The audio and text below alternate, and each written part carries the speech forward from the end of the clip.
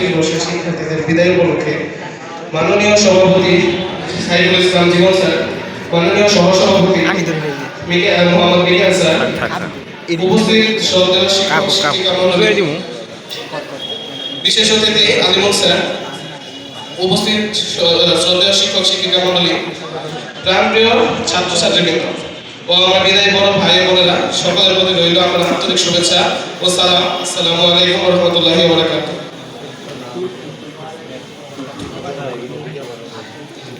আজ আমরা একসঙ্গে হয়েছি আমাদের বড় ভাই ও বোনেদের বিদায় জানানোর জন্য। যদিও বিদায় একটি আনুষ্ঠানিক প্রক্রিয়া মাত্র, তবে এই সময়টা আমাদের অনেকের জন্যই একটি আবেগঘন মুহূর্ত। সম্মানিত উপস্থিতি, দোলনায় দোল খেতে খেতে খেলাধুলার সাথে পাল্লা দিয়ে বেড়ে ওঠা আমাদের শৈশবে কোনো কিছুই আমরা বলতে পারি না, আর যা বলি তা কেবল বড়দের থেকে শোনা গল্প মাত্র। আস্তে আস্তে মনের ভিতর নানা প্রশ্নের উত্তর জানার গাছটিও বেড়ে ওঠে। এই বেড়ে ওঠার তাকে থেকে জন্ম নেয় শিক্ষা গ্রহণের চাহিদা। সভ্যতার এই পৃথিবীতে শিক্ষা গ্রহণের জন্য শুরু হয় মাদ্রাসা, স্কুল, কলেজে যাওয়া। যদিও এই পৃথিবীতে একটা সন্তানের জন্য শ্রেষ্ঠ শিক্ষক ও শিক্ষা প্রতিষ্ঠান হল তার মাতা পিতা ও তার পরিবার।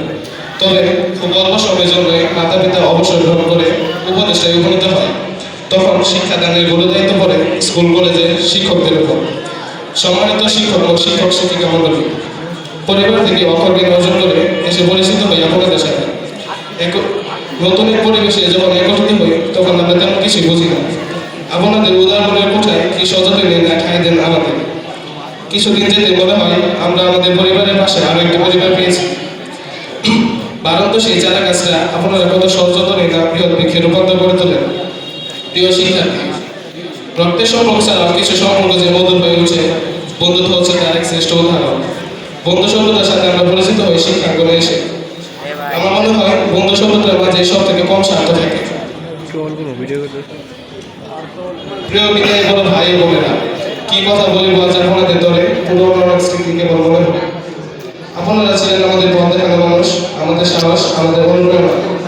যখন আমরা নতুন ছিলাম, বুঝতাম না কিভাবে চলাফেরা করতে হয়, কিভাবে মানিয়ে নিতে হয়, তখন আপনারা আমাদের শিখিয়ে দিয়েছিলেন। আপনারা আমাদেরকে অনেকভাবে অনেক সাহায্য সহযোগিতা করেছেন।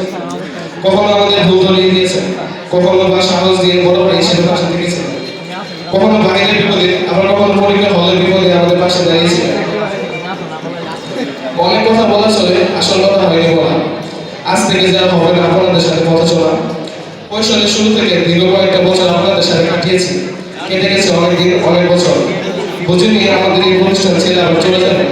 কেউ যাবে ঢাকা, কেউ যাবে সিলেট, কেউ যাবে ময়মনসিংহ, অন্য কোথাও, আবার কেউ আমাদের সেই প্রাণপ্রিয় শিল্প শহরে থেকে যায়। পুরাতন সেই কলিয়ানের পুরাতন পাতায় চোখ পড়তে মনে পড়ল আপনাদের আজ সেই বড় ভাই বোনদের বিদায়ের কথা।